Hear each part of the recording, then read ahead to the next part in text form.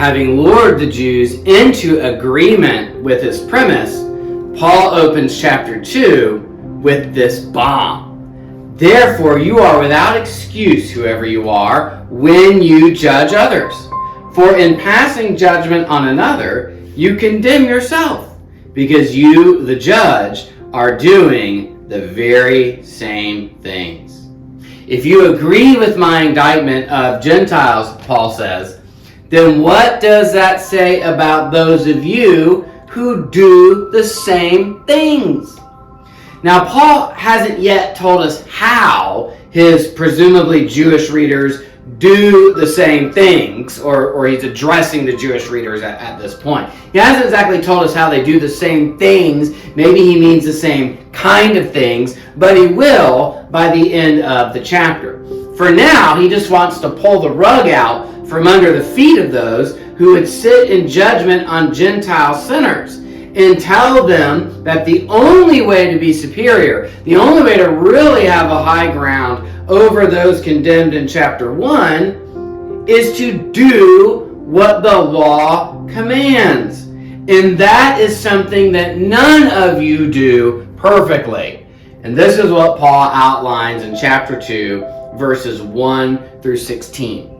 And maybe that's happened to you before in a friendly or not so friendly debate with someone. They kind of lured you into a corner and got you to agree with something and then turned it around on you to disprove something else you were trying to say. You got lured into the trap, or you scrubbed yourself into a corner and there was no way out. That's what Paul has done here in the transition from chapter 1 to chapter 2. He's got them to agree that those who break the law, even though he didn't use any language of law there, he just talked about idolatry, he talked about sins in the law, but he didn't make a direct appeal to keeping the law. He just painted this dark picture of humanity condemned by the law, which the Jewish readers would agree with, and then sprung the trap to say, but actually, you are in the same boat. First, because you yourselves cannot keep the law, and as he will now go on to explain, he will highlight certain transgressions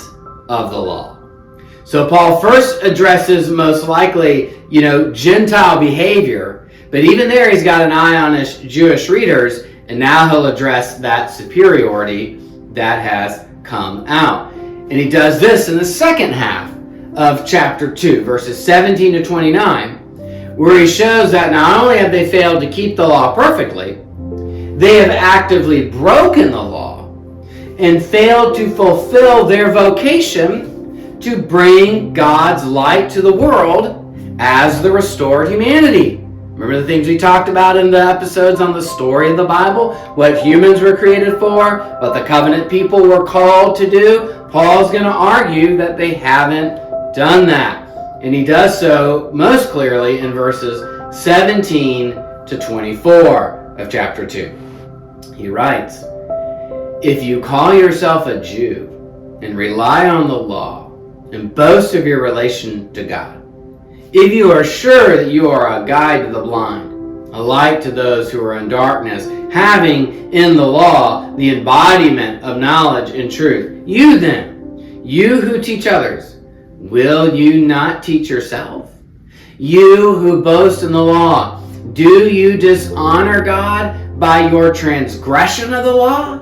For, as it is written, the name of God is blasphemed among the Gentiles because of you.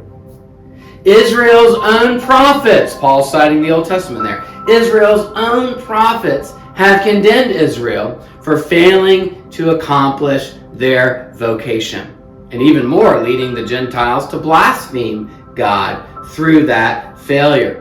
Because of Jewish transgression of the law, the name of God is blasphemed among the nations. So the point isn't to pile on, any one group, or to, call out the Jews as if this is a Jewish problem. This is just something inherent, to the nature of Jews, as if this was an anti-Semitic comment. Rather, Paul is just simply trying to do this. Look how everyone ends up in the same boat. That no one fulfills their created and vocational purposes.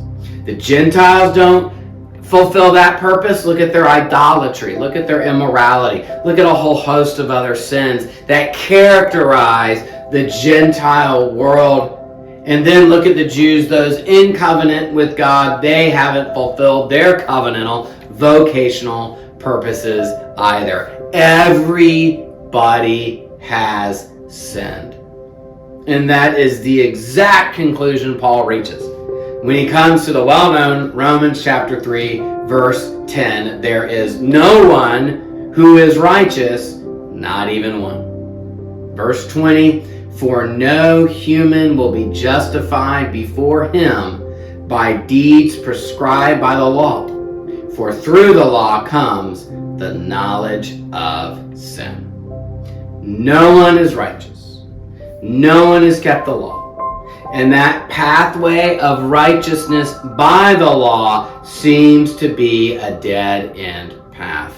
Everyone is in the same guilty boat together.